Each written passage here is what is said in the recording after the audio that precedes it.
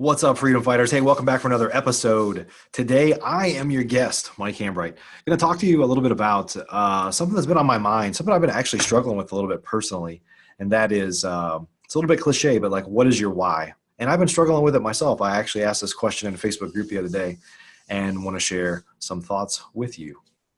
Welcome to Real Estate Investing Secrets. We're all looking for freedom and the opportunity to live better, more fulfilling lives. But most of us were trained our entire lives to work for someone else and chase their dreams. How can we use real estate investing as a vehicle to achieve financial freedom? My life is dedicated to answering your real estate investing questions and helping you build an investing business that allows you to change your life and the world around you, and to enable you to turn your dreams of financial freedom into a reality. My name is Mike Hambright from FlipNerd.com, and your questions get answered here on the Real Estate Investing Secrets Show. So what I wanted to talk about today is your why. Why are you doing this? Why do we work so hard? And I've been struggling with it myself here lately a little bit, just kind of like, we're working hard. Truthfully, I'm at a point, I'm not saying this to brag, but I'm at a point where I don't have to work. I don't have to work as hard as I have in the past anymore, but I don't know how to not do that. I don't know how to not crank. I don't know how to not come up with new business ideas, honestly, if I have to be honest with you, or find ways to take things to the 10 levels above where I'm at. And so, not that it always works, but I'm always kind of cranking on that. So, it's interesting. I just got back. A little bit of a side note. I just got back last night from John Martinez's REI Sales Academy. John Martinez is the top sales training expert for real estate investors in the country, and he had about 100 real estate investors from all over the country come in to be trained sales techniques. And it's a 3-day event. And, the first 2 days, I actually got there on the second day because I really came more for the kind of back half of the event and to support John. But his training is great. I've been through it myself, and it's really good stuff.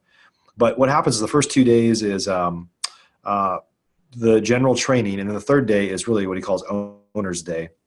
And so some of the business owners, things at like a different level, right? That usually as an owner that has sales staff, you're operating at a different level typically. And I'd been thinking about this, what's my why stuff and what's this all for? And I'd actually posted a message on my Facebook page the other day. If we're not connected yet, could go connect with me, Mike Hambright on Facebook. So by the way, apparently there's some other people named Mike Hambright that are not me. So I think if you do a search, you'll figure out which one's me. There actually was a guy, side note here, some like total redneck guy with a big swastika on his chest or something. So I right when I told you to go look for me, hopefully you don't find that guy. That is not, I guess his name's Mike Hambright, but no affiliation at all in any way. So, I posted a message on my Facebook page the other day, and I was asking for, why do you work so hard? Just asking others, and had like hundreds of comments there. You'll find it and add your thoughts to it if you want to. But I started to get a lot of responses, and a couple of things that I want to talk about are, and by the way, the reason I mentioned John's training there is hearing. I know that people were in the first couple of days of the sales training. There tended to be, there's some newer investors there that are doing some deals, but they're still very much kind of in the hustle of trying to get the business off the ground, probably doing more of the work themselves. And then on the third day, there were more owners there, and you could just hear the questions in the room are different. Like they're trying to figure out how to build the business to have impact, right? To support their team. I heard some people say that, look, I'm trying to do these things so that I can provide a better life for people that work for me.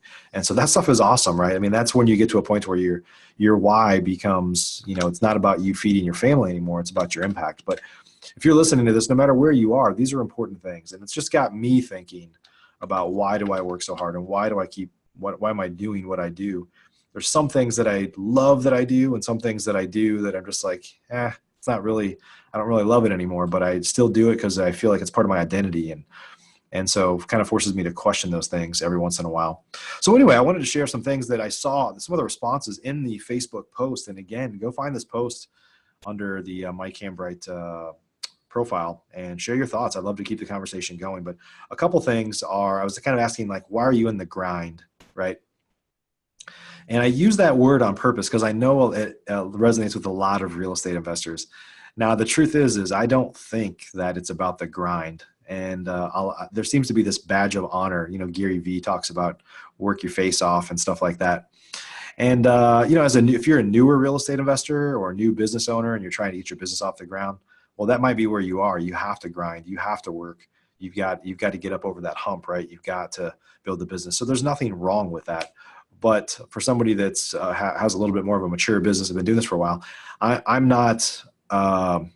The grinding is not the goal. That should not be your goal. Most of us got into this because we wanted a better lifestyle, a simpler lifestyle, right? Have more control over our time, not grinding it out. But some of the things that people posted were awesome. A lot of people said that they're doing it for their family. Okay, doing it for my kids. I'm doing it to build a better life. And I appreciate that. What I'm going to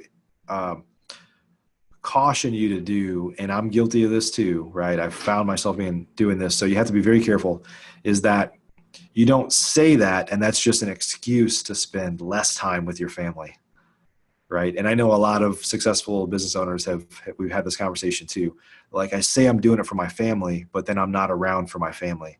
And the truth is once your family can eat and you're not worried about paying the bills, or you're not in survival mode anymore, if you have young kids, they don't care about the money. They would rather have you around more. So I understand why you say that. And I say that I do everything I do for my family. Like, if something were to happen to my family, my priorities would change really fast. Like, I would be all in, but you shouldn't wait until that happens, or somebody were to get sick, or God forbid, hurt, or anything like that forces you to do something different. So anyway, my point is don't use that as an excuse. Like, I'm doing this for my family, if you're not spending time with your family too, right? And I find myself doing it, and just be true to yourself, right? At the end of the day. So some of the other things were around control. A lot of people like me, corporate refugees is what I call us. People that had a job, worked in corporate America, worked for somebody else, and we just got fed up, or something happened. We don't ever want to go back. So a lot of people were saying, look, I'm never going back to that job, right? And I appreciate that. So that drives probably a lot of us. One of the things about, I feel this way too. I don't necessarily say it, but somebody said it really well, is that I want to show my kids that there's a better way. Now, when I was growing up, my family was very much blue collar, hard workers, laborers, things like that. And so I learned a lot of my work ethic there, but what they thought was how to get ahead was working harder, like physically working harder, working more time or whatever. And because, it was they were paid hourly, they were hourly employees for the most part, right? So trading time for dollars. And I never knew, I don't think I knew, I've been thinking about this a little bit lately. I don't think I knew a single entrepreneur or business owner when I was growing up. I was surrounded by, a relatively small town, surrounded by people that just worked in factories, distribution centers, teachers, doctors, people that were physically doing work and had to be there, or they weren't getting paid. I was never taught the whole issue that, if you're listening to this show, I know you understand, is trading time for dollars, right? And that's what we're trying to get away from, or what we don't want to do. And so teaching your kids that lesson, like my son knows now, the power of creating your own business. He sees his parents as entrepreneurs working hard, and he doesn't quite understand everything yet. He's 11 years old, but he's getting it pretty well. Like, he understands that the importance of creating value and impacting others and making money from that, and not just, I'm going to go do something with my hands or physically work. Not that there's anything wrong with that, but I'm not here to try to sugarcoat that maybe there's some good parts of a job. There are, but none of us that are listening to that probably want that, or that's not our goal long term. So anyway, that was some really, really cool stuff to see about people like, I want to show my kids there's a better way. I want to build a better life. So some of the stuff that really resonated with me that I saw here is to do meaningful work, like to impact people or impact sellers or impact buyers. When we rehab houses and we resell them, even if you're wholesaling, you're kind of downstream from that, but you're in the supply chain to create properties that are going to have a family there that's going to create memories, right? And so those things are all awesome. And one of the things that really hit home with me, my buddy Jason commented, is building something. Like, he said, I feel like I have these God-given gifts that I can create something that creates jobs and a legacy and build something big that allows me to ultimately give back. And so that really resonated with me, because sometimes we feel like my why has to be like, well, it's for my wife, or it's for my children, or it's for my sick parents, to be able to care for people close to me. And that's all fair, and that's all true. And what I found is that sometimes it might be okay to not really know what your why is, to the point to where you have to have some why to justify moving forward. Sometimes it's just, I just want to have an impact and I want to do big things. Sometimes it's just the game, right? This is a puzzle. And if I can put the pieces together and build something that creates a legacy for me, my family, other people around me, I'm impacting other people in a big way, then that's awesome. And it resonated with me because I've struggled to say, why am I doing these things? And it's not for me anymore. Don't get me wrong. I like to win. I like to make money, all those things. And those things are important. And I'm not saying that I don't want to make money, but like, what's going to make me go out and work twice as hard tomorrow as today? It's got to be an impact of some sort. So what's your why? Why are you doing these things? Why do you work hard? Or if you're gearing up to jump into real estate investing and you're doing something else right now, are you prepared to work hard, and what's it all for? So I'd encourage you, I wish I could share a link with you to where to go find this post, but just look up my Facebook page. It starts with, for those grinding, what drives you to continue to work so hard? That was my question. Go find that post and leave your response there. I'd love to hear about it. We'll continue the conversation online. So hope you've enjoyed this conversation. I'd love to hear what your thoughts are on why you work hard and what's important to you in your life. We'll continue this discussion inside of Facebook on my wall here. So appreciate you so much. Till the next episode, keep on fighting for freedom. We'll see you then. Thanks for listening to today's show. There are 3 ways I can help you start or grow your real estate investing business. If you're a new investor and just getting started, the Flip Nerd Investor Coaching Program is the most effective program in America. I've been coaching and mentoring new real estate investors for 10 years, and my students have literally purchased thousands and thousands of properties. Many of them started with little to no experience at all. Our program is a paint-by-numbers program where we tell you exactly what to do week by week to make sure that you don't get distracted on your way to results.